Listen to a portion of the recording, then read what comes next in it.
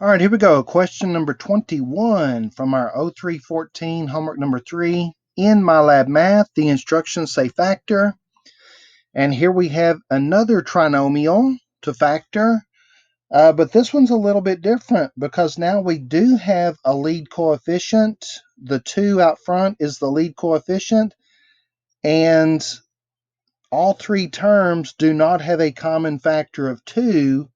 So I'm not going to be able to get rid of that lead coefficient, okay? So this would be factoring a trinomial with a lead coefficient.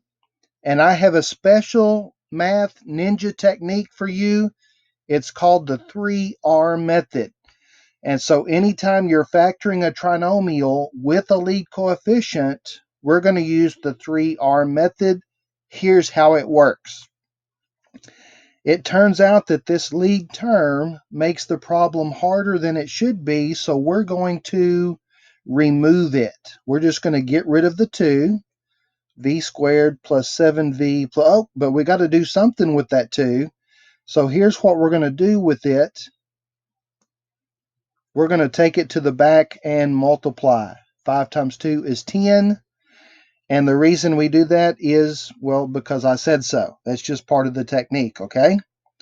So we remove the 2, and what that does, it turns it into a standard trinomial, which we've done several of those now, so we know the recipe is parentheses, read the signs,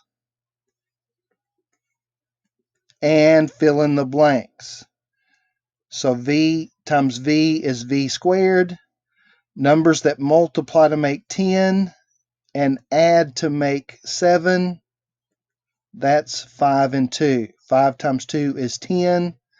5 plus 2 is 7. So now that is factored. And so now we can do the second R, which is replace. Now, what did I remove? I removed the 2. Now I need to replace the 2. And you do have to put that 2 back in front of each V. Okay? And then the third R, we need to reduce. So in the first set of parentheses, can I reduce 2 and 5? Does anything divide into 2 and 5 evenly other than 1? And the answer is no. So that's going to come down. In the second set of parentheses, can I reduce 2 and 2? What divides evenly into 2 and 2? Well, 2 does. And so we're going to be able to reduce that to v plus 1.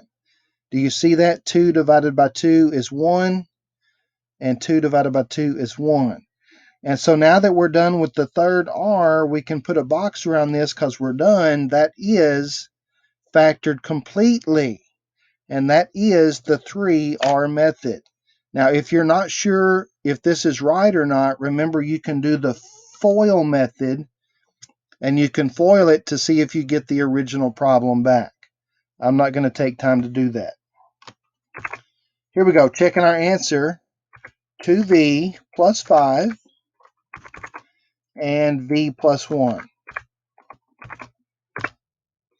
Bam! Man, I hope that was helpful, and I hope you spend a little bit of time learning the 3R method because it's fantastic for these trinomials with a lead coefficient. If you have any questions or comments, feel free to put those in the comment section below, or you can text me, and thanks for watching.